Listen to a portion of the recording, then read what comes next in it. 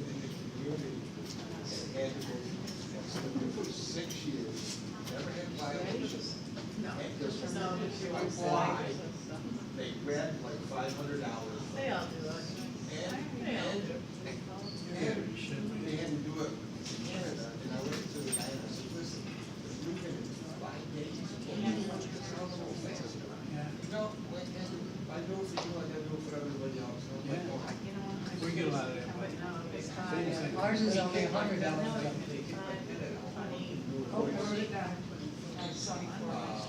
just because it's a school, so they had like, you know, they had a couple of situations, they found out that their ex-husband was still there, so that was, no big deal. She went down to get a, contract, you know, like that. We, they just moved everything up, told me a month before she was gonna leave, when we went down there. I said, oh, take my place. Yeah. Well, when we sold our condo, the guy who bought it had a dog and he smoked. And eventually they tossed him out. They cooked out back, he was cooking out back. And Well, the dog went through the screen door without a leash outside. Oh, yeah. And he's put his chair, you can't smoke when somebody feet it. it was condo. We had It used to be, you could, but my own neighbor is upstairs, put his ashes down his right across the street. The land, my window was open, and the wind was blowing. They were in our bed downstairs.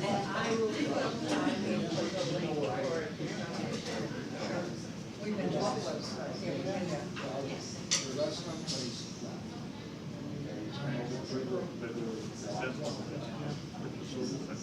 So we get a new guy that comes in. Right away, we have to buy a $16,000 pizza. $16,000 water. Pizza. Hi, how are you? So that, the next thing is, you know, $125 a fee. Assessed everybody. Just be so. No, keep them on. You're not gonna let other people come in. How you doing? And I'm like, oh, here you got a birthday. Thank you, I appreciate that. You hear that, Maureen? No, what do you say? Joe says when I turn 80, I'm running the show here.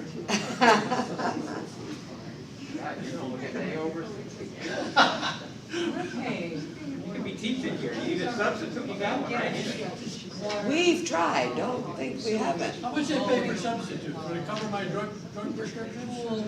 Yeah, it definitely will. Basically, I still can't make this.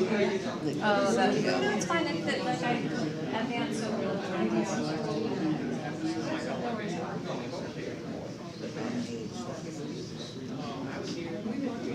do you have to point it now? Yeah, I think so.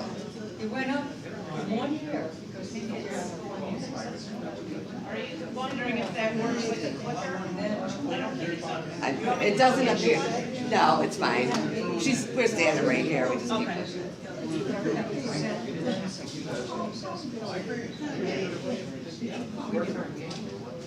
No, this time, it says, oh, it's not next year. No, we'll put it on. Email now. All right, we have to have the next session. We're visiting. I know. We have to record one too, so. It's already recording. So it's gotta be going like this. It's gotta be. How can your former students keep you out? But I went through,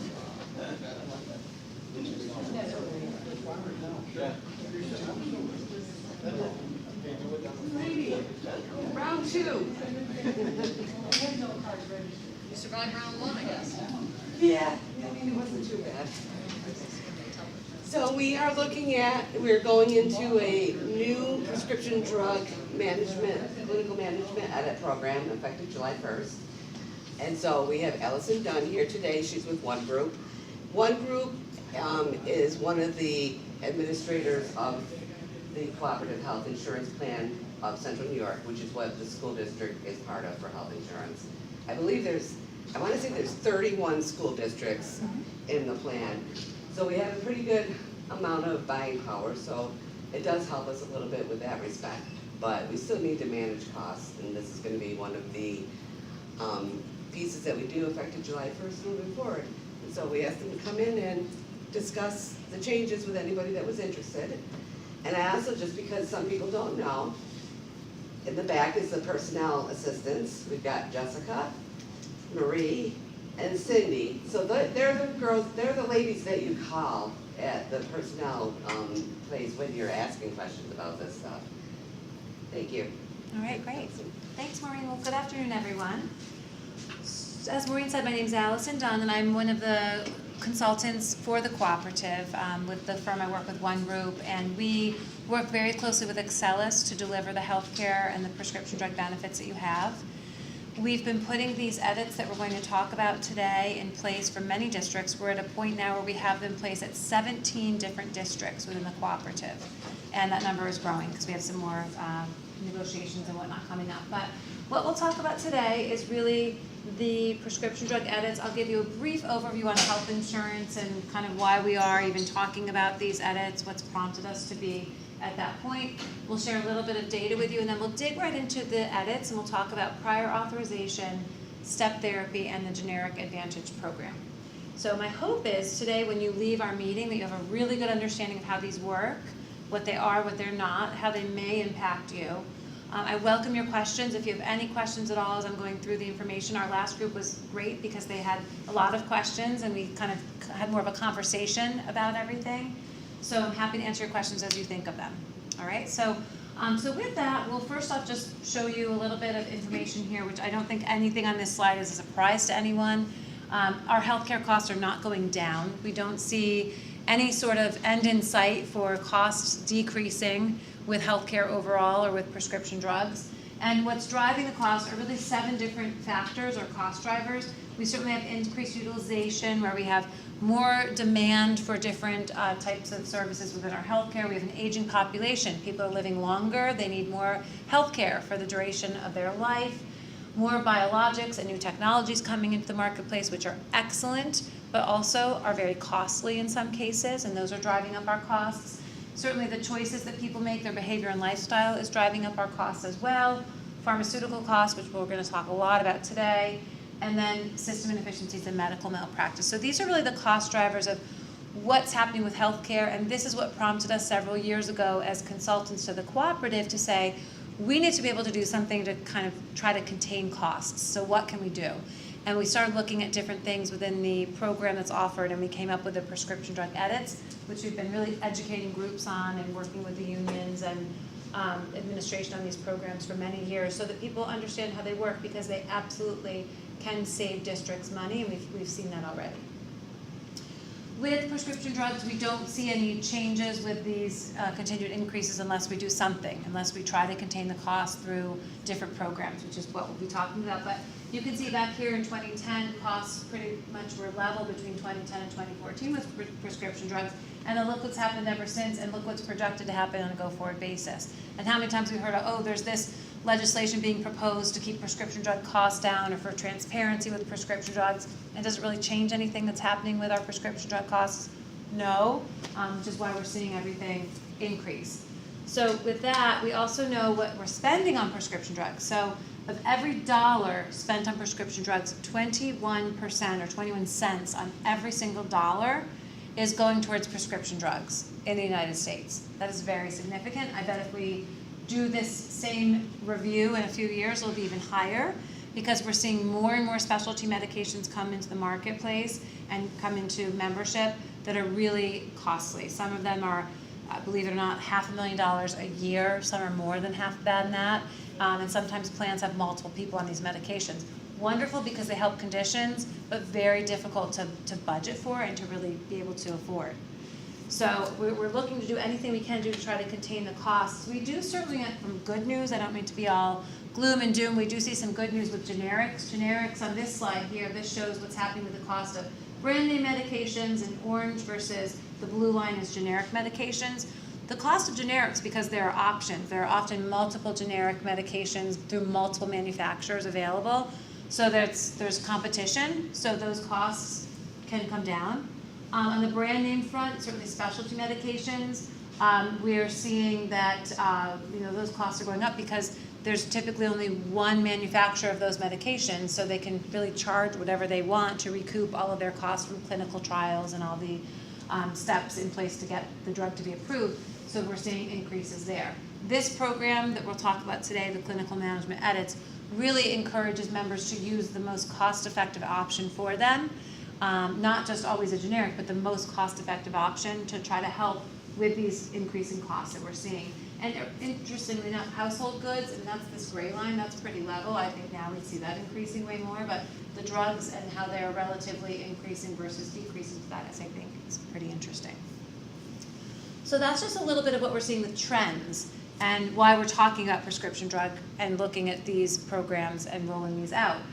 Some data to share with you, just to kind of, again, put dollars in perspective.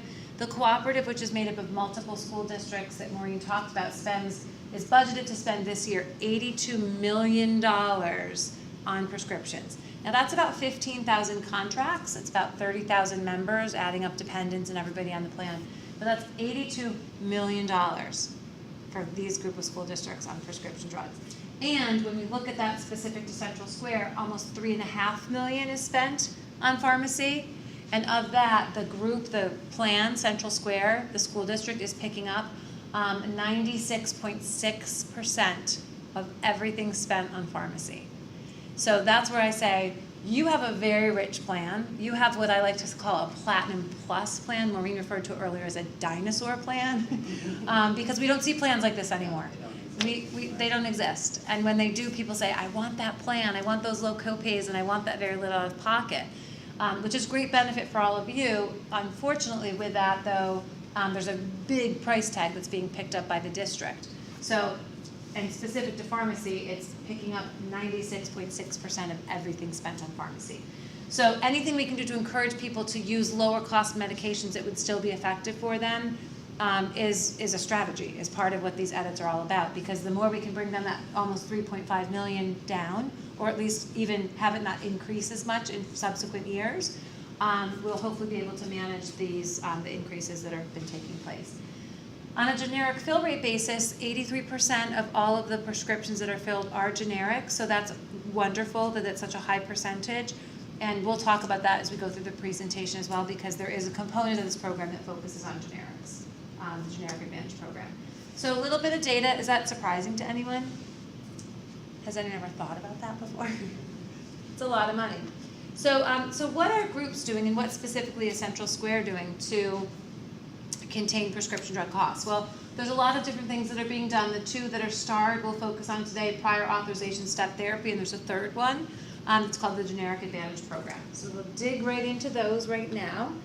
And here's what the programs are called. The idea with these programs, and they're called utilization management or clinical management programs, the idea with them is to really manage the drug spend and make sure that members are getting the drug that is clinically appropriate for them for their condition at the right time and at the most affordable cost. A couple things to mention before we dig into prior authorization. One, these programs are not new. These have been around for years. I have personally worked at the company I work at for 20 years, and I've had a plan with these edits in place from the day I started. So they've been around. They're not only offered by Excellis. United Healthcare, Cigna, Aetna, MVP, all carriers have these in their platform, in their offerings, and they're very standard. They're not anything that your physician's gonna say, ooh, I don't know what that is, I've never heard of those before. Providers know all about them. In Excellis' book of business, and you all know Excellis is kind of like the health insurance provider in our area, there's certainly others, but they have the bulk of the membership. 86% of all of their members have these edits in place. The 14% that don't are school districts or legacy plans that just haven't implemented them yet, but they're in the majority of their plans. So if you asked your family members or your neighbors or friends, they probably have a plan with these edits, and they probably don't even realize they have them because they probably had them in place for a long time. And as I said, physicians are very familiar with these programs as well. So we'll dig in now to prior authorization. and take you through what that means. So just like it sounds prior in advance, it's getting advance approval for certain medications before you get them. So right now we all know we go to the doctor, we don't get pieces of paper anymore with our prescription on them. Everything is e-prescribed, right? They always say, what pharmacy do you want us to send this to? And they send it electronically. Certain medications, not all, on the Excellis formulary, and we'll look at that in a little bit, have prior authorization on them. These are medications that could potentially be dangerous if they're combined with other medications. They're medications that sometimes are used by providers for off-label, meaning non-FDA approved reasons. They could be medications that might have some, they might be medications that are misused or abused. These are drugs that fall on the prior authorization list. And with these edits, I just also should note that if you are in a hospital setting, if you're inpatient or you're in an, let's say an infusion setting and you're getting infusion therapy, the edits don't apply. Your plan, there's no changes there. These edits apply to prescriptions you pick up in a pharmacy or that you have delivered to your home through mail order. Okay, so it's not for things, you know, I always get the question, what if I'm in the hospital and I need a certain medication, am I gonna be denied? No, because the edits don't apply there. The edits apply to things you pick up, prescriptions you pick up in a pharmacy or you have delivered to your home through mail order, or anything that falls into the prescription drug benefit. So with the prior authorization program, your physician decides what medication to prescribe and submits it to your pharmacy of choice. If the prior authorization applies to that medication, an alert comes up and the physician or the office, you know, it being prescribed would immediately know, oop, this drug has a prior authorization on it. Are you okay with this substitution or this alternate medication? Or are you, meaning the physician, or do you want that person to have what you've prescribed? If they want the patient to have what's been prescribed that has the prior authorization on it, they need to substantiate why. They need to provide to Excellis why this is the medication that's being selected. And as long as they can substantiate reasons why, then that medication will be approved.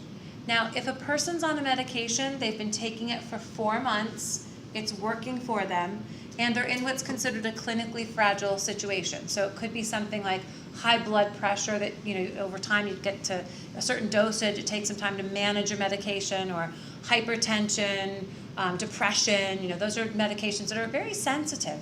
Sometimes it needs to take time to get them to the right dosage and frequency and whatnot. So if a person's on one of those types of fragile medications for a fragile condition, they've been on it for 4 months and it's working for them, and your doctor can substantiate it, that just needs to be provided to Excellis so they can not have that drug have the prior authorization on it, and you can continue taking that medication as is. Okay, so I just like to make sure people understand that even though new medications or medications are currently on, you may very well still take that medication. It's a conversation your doctor will have with Excellis and potentially pharmacists to ensure that that drug is appropriate, and then that would be reviewed. When there are cases where there's a discussion between a physician and Excellis, Excellis has committed to 72 hours to make that decision, which is why this program doesn't apply to that acute prescription that someone needs. You know, you go in for some kind of antibiotic or an ear infection for your child. This doesn't apply to those types of condition or those types of medications. This applies to something you're going to be prescribed and on for, you know, maintenance type of situation or a longer period of time than just an acute prescription. So, Is there a list at some point of Yeah. the ones that we'll need? yeah, Okay. absolutely, great question. Yeah, I'm going to show it to you in just a second, and I will pull it up also. Did you have a question? So the physician undertakes this discussion, the patient doesn't need to do that. Correct. So for those who are watching the live stream or the video, the question was, so the patient doesn't have to go through all of this providing paperwork with Excellis, and the answer is correct. This is something between doctor to doctor, provider and Excellis, so they would go through that peer discussion. And again, a lot of times the physicians are familiar with this program. They know if you're on a medication that has prior auth associated with it, which is why I think it's great we're doing this meeting well in advance of July 1, because it gives you time to, one, look up your medications, which I'll show you how to do. If it has prior auth or the other edits we're going to talk about on it, it's a matter of reaching out to your physician's office or discussing next time you go, depending on where you are with your fills, to say, my new plan or my program at work now has edits on it. We have prior authorization. Can you submit the paperwork because I want to keep taking this? Or are you okay with me taking whatever the alternative is? So it's just having that conversation. Then they submit the paperwork, or they have that peer-to-peer discussion with your doctor, with the provider and Excelis. So are there cases where prior authorization is denied even if the physician makes a justification? So the question is, are there cases where the provider prior authorization is denied, or request for appealing prior authorization is denied? And the answer is, I am not aware of any, and I can tell you I've been doing this for 5 years with all different districts, not just within the cooperative, but other school districts, and I have yet to have a person attend one of my meetings and come back and say, hey, wait a minute, I couldn't get that medication, thanks a lot. I have not had that happen. So could it happen? I'm sure it could. I have not heard of it happening. I can tell you with confidence that if your doctor can substantiate why, maybe you've already tried the medication, it didn't work for you. Maybe you had a reaction to it. Maybe there's a dye in that medication that doesn't work for you or doesn't metabolize appropriately with your system. As long as they can share that with Excelis, the idea is not to deny someone a medication, it's to get them the most clinically appropriate medication for where they are. And so certainly if it's a situation where the drug that's being recommended isn't going to work for you and your doctor shares that with Excelis, I'm sure that's something that would be reviewed very carefully and you know, looked at. So, did you have a question or okay? Would there be an increased expense if there was a disagreement, or? Would there be an increased expense if there was a disagreement? Let's say the insurance company disagrees with the doctor that's indicating, would there be like an out-of-pocket provider versus, you know what I mean? So the only time, we're going to talk about generic advantage is one of the pieces of the edits that's where there could be an increase in cost. So let's hold your question if we could for that. But under prior authorization, really it's a matter of drugs are only covered in network anyway. So if your provider is saying they want you to have a medication and Excelis is saying no, I mean, at the end of the day, you need a medication for the condition. They're going to have to come to some kind of agreement or solution. Again, I have yet to have a situation where someone hasn't gotten what their doctor has wanted, but I don't work for Excelis, so I don't want to stand up here and say, you'll get whatever your doctor wants you to have, but I haven't heard of any case where someone hasn't been able to get what they want. Is there any drug that's maybe not on the list that you would be surprised by that would need a prior authorization? So the formulary is about 168 pages and it lists every drug that's covered. Okay. So I haven't heard of that either. And we'll look at that too. So that's prior authorization. Again, it's just like it sounds. It's in advance getting approval, and it does not apply to all medications. So you asked, where's the list about this before? So I'm going to show you in 1 second after this slide what that looks like. Again, just to reiterate, the drugs that fall on the prior authorization list or that have the prior authorization flag, if you will, associated with it, are drugs that could have a dangerous side effect. It's drugs that if, combined. Right now, if you get a prescription from your doctor, there's no check in place whatsoever when that drug floats to the pharmacy to be filled, that checks to say, oh, but this patient's on this, and this could have an adverse reaction if you prescribe that. There's no check right now. This puts the checks in place. So it's making sure that it won't be harmful, making sure that it's being approved, or prescribed for what the FDA has approved it for. There are some instances where providers are, in fact, prescribing medications that do not match the individual's diagnosis code. And that can lead to people taking medications they shouldn't be taking, doesn't work, gets tossed, get a new fill, waste. So the idea is managing drugs and managing them for being utilized for the most for the clinical reasons for which they're being prescribed. Also drugs that are misused or abused, or if there could be a less costly alternative potentially. But again, I can't stress enough, if you're on a medication, it's working, you've been on it for 4 months, you're in a clinically fragile state, and your doctor can substantiate why you need to continue taking that, that's submitted to Excelis, and they review that very closely, and I've yet to hear of anybody who doesn't get that approved. The list that I mentioned to you is right here. This is just a snippet from the formulary. At the end, I'll show you the whole formulary. But this just is 1 page, and I just picked this page here just to show you. It shows the tiers, so you can see 1s and 3s, and you can see this one here, this Moxitag, has a prior authorization associated with it. All the other drugs don't have anything on that. They just would be filled as normal status quo. In fact, in our last meeting, one of the participants asked me to look up 2 of her medications. I looked them both up, and she said, oh, okay, no big deal, because neither of them had prior authorization or any edits on it. And most of the time, that's what you'll find. We did actually run data. So we looked at all the drugs that were filled over the last review period, and we said, okay, if those same exact drugs are filled with the edits, how many people would be disrupted? What would the percentages be? They were extremely low percentages, like less than 5% disruption. Very few people are going to feel this change. And again, that doesn't take into account people who would talk to their doctor about having them submit paperwork so they can just stay on what they're taking. So we really feel comfortable that this is not going to be extremely disruptive to the district and to the retirees. But this shows you that. So we can pull up the formulary, and we'll do that at the end. We can actually look at medications or show you how to do all that. So that's prior authorization. We'll move now into step therapy. So step therapy is just like it sounds. It's taking steps before taking the higher cost medication. So if you have a condition and there's multiple medications to treat that condition, it's a matter of trying the least costly that could be effective, that's in that therapeutic class for your condition, before you get the highest cost one. So it's taking steps to get there. The same 4-month rule applies. So if you're taking something that has a step therapy associated with it, but you've been on it for 4 months and it's working for you, and you're in what's considered a clinically fragile state, your doctor would provide that documentation to Excelis, they would review it, and again, I have yet to hear of anyone not being able to continue on their medication. For new medications, let's say it's something new that you're prescribed, they would fall under the step therapy, of course, as well, if it has that tag associated with it, and it would be a matter of trying the lowest cost alternative medication first.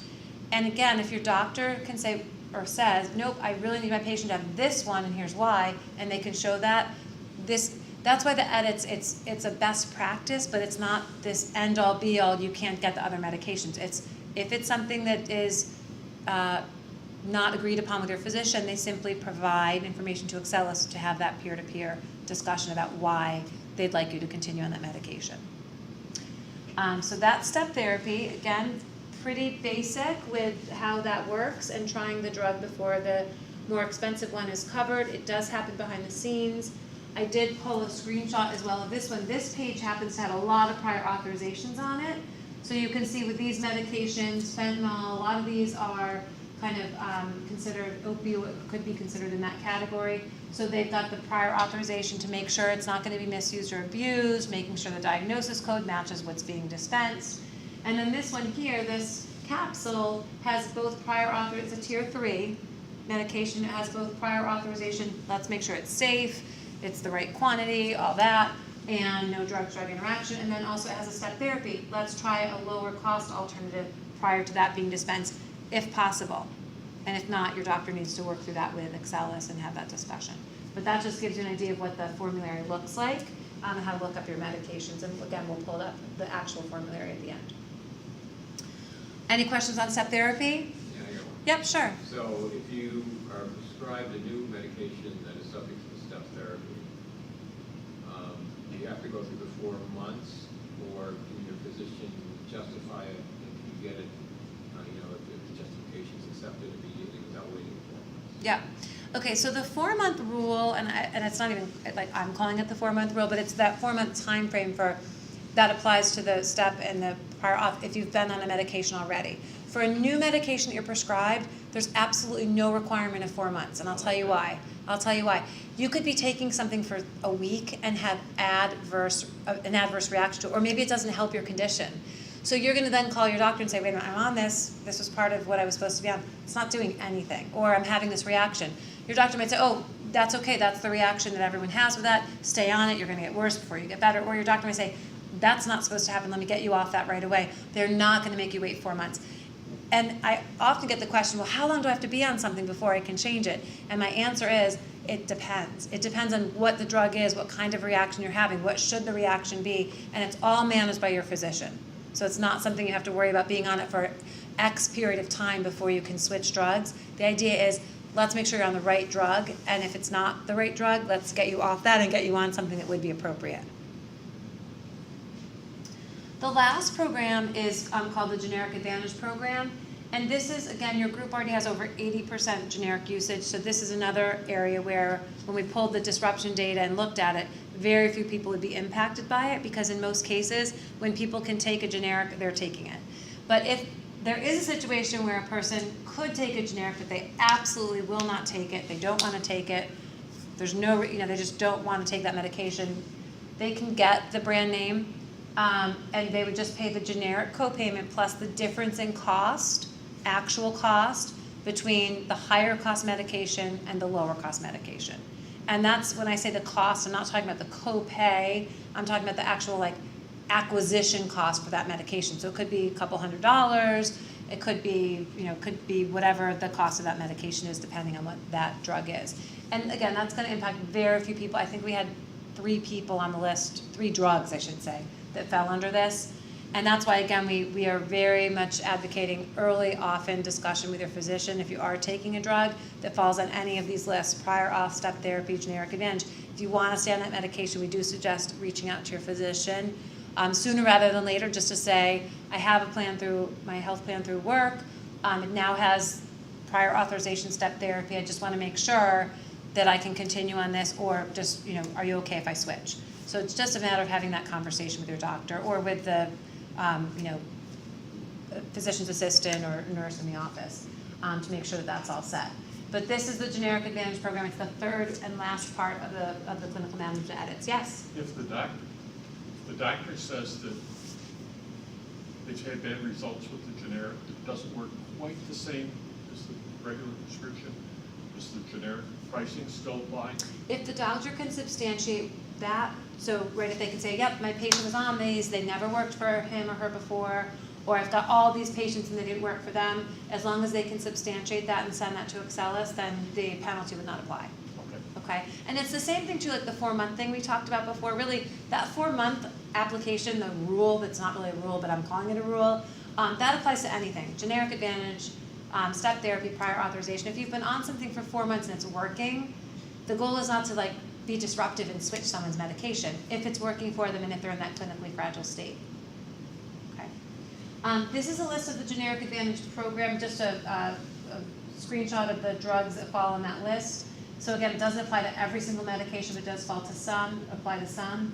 And again, it's a matter of just looking your medications up and seeing what does and doesn't apply.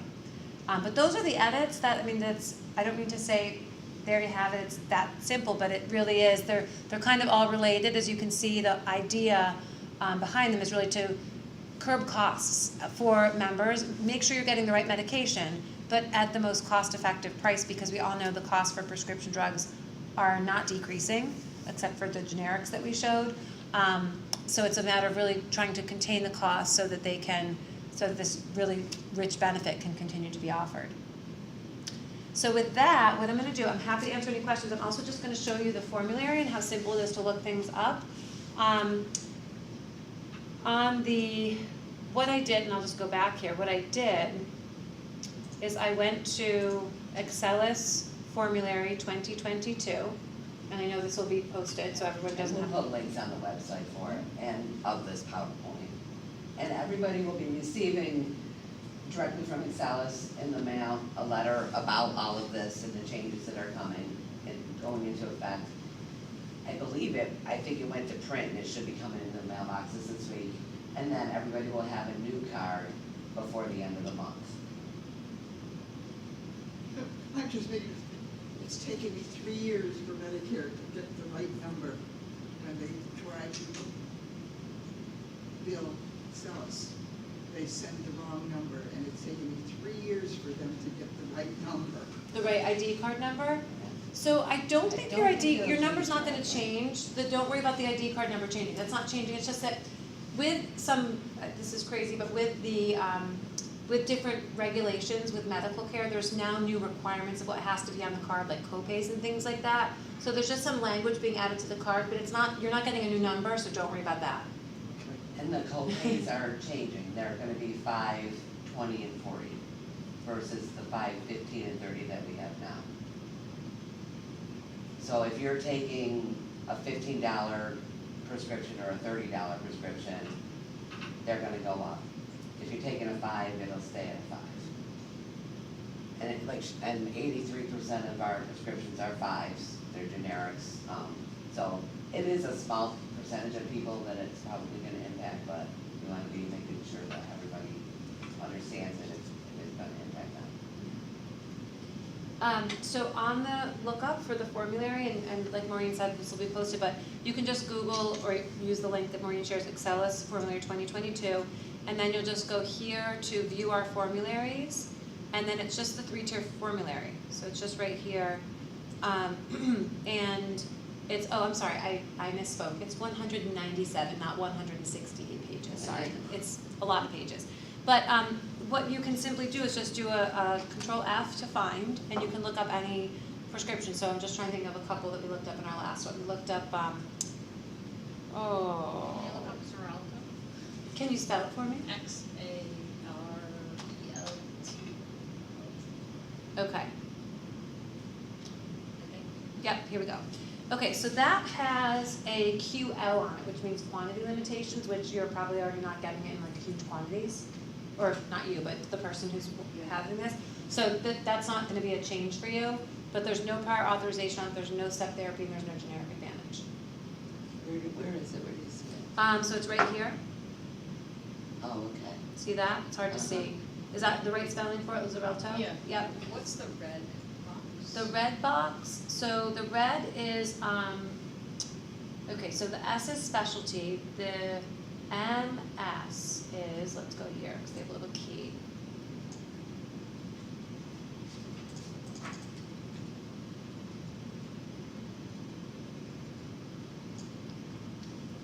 The drug must be purchased at a specialty pharmacy for coverage, and that's not new either. That's in place today. And that's really for those injectables, those specialty medications. Yeah. A lot of times they're like biologics, the very expensive medications. So but that's in the plan today. The only thing that's changing is the PA, well, prior authorization, step therapy, and the generic advantage. Does anybody want me to look up anything else? Yes. Lumigan? Is it LUM? Yep. Okay. I? Okay. IGAN, Okay. Okay. Okay, Lumigan, tier 2, no prior authorization, nothing to worry about. So you don't have to take the generic form of that? Nope, you just, if you look up your drugs, there's no PA, no ST, no generic advantage, you just, it's business as usual for you. Nothing, don't have to do a thing. But it will be $20, not. Right, yeah, I understand. Yeah, just to give you an example of the difference between, because that's a brand. Yep, I used to take it, then they switched me over to Valsartan, which is a generic. Okay. It's an eye drop. okay, But the preservatives in the generic are different than the preservatives Yes. in the brand. yep, So when I took the generic, my eyes got all red and itchy, and so they switched me back, so Yep. that's why. okay, that, I'm, first of all, we'll all sign a little HIPAA release as we Right, now know, but. I volunteered that. I know, but truly, that's a perfect example. I bet your doctor has documented that he or she gave you the generic, it didn't work. And again, this doesn't apply here, but if it did, your doctor would say, look, I gave this to my patient, he had a reaction to the preservatives in it, we're not doing it. And they would say, oh, that makes perfect sense. Nobody wants to have a reaction, right? So that's an example of, you tried it, it didn't work, it's documented. Yeah, anyone have any others to look up? This is fun. So far, we're 0 for 2 with having anything on them. Nope, okay, and you can look these up yourself, so check out this, because I think one of the things that's really good to do is, just July 1 is around the corner, no surprises, if you find that you do have any of the edits on any drugs you take or your dependents take, just make that quick call to your provider's office to, again, and they may say, yeah, take it, you're fine if you take that one, I'm good with that. But they may say, no, you've tried it before, or I don't want you taking that, or whatever they may say. They just have to then submit an exception form to Excelis with the appropriate documentation. So we're just looking for PA or? PA, yep, PAST, or here's the key here. GA, I think it's GA. GA, I think. It's GA for Generic advantage. GA, okay. Yeah. And the letter that's coming from Excelis, I think it'll be next week, it's like a 6-page long letter, but it has a lot of this stuff in there, and it has the website and the formularies and where to go and where to look up things. So if your drugs have those, you call up and say, no, I'm in plan, I need prior authorization, and then they know what to do? Yes. Okay. generally, actually, I don't know if we talked about it here, but as a general rule, most plans that people have nowadays have all of these on them. We just haven't had them. So on the doctor's side and on the pharmacy side, they're used to it. I think we have a big red star on our policies that we don't have it. You do now, you will now. But not we will. Yeah, and the generic advantage, just so you know, there isn't an actual like code for that, but that's not part of the key, it's just that if you're looking at the formulary, and this is just noted right here under generic advantage program, if you see like uppercase is brand, lowercase is generic, so if you see a brand with lowercase near it, that means there are generics available to it, which means it would be on the generic advantage program. So anything that has generics available, they're encouraging you to take the generic. And your group is doing that already for the most part with the 80+% usage. But again, if you're on something where there are generics available and you've been on it, it's working, that's a matter of submitting that to your physician or having your physician submit that paperwork to Excellus. Yeah, I know there's a drug, like Flonase, you can buy it. Over the counter. Yeah, and you could also get it for a script. It's cheaper as a script. Right. So. Right. Yeah, there's a lot of instances of that where the What over do they the do counter. with something like that? Do they? So, well, let's look up Flonase. Let's give it a little look. I think the generic version of it, but I'm guessing it's the non-generic version over the counter is more expensive. Or pretty close. I mean, if you go to St. MD or for $20. So Flonase, unless I'm missing it, is not even on the OTC. formulary anymore, so I think they stopped covering it because it is OTC. Okay. So OTC is your way to go for that. And the edits do not apply, because over the counter. Any other questions? All right. Thank you, everybody. Have a great rest of the afternoon. Thank you. So Maureen, you know how we had a couple of formatting things with the conversion? I cleaned up this version, I didn't know where you want me to save it, or do you want me to just send I you? was gonna say, just email it to me again. Because the one that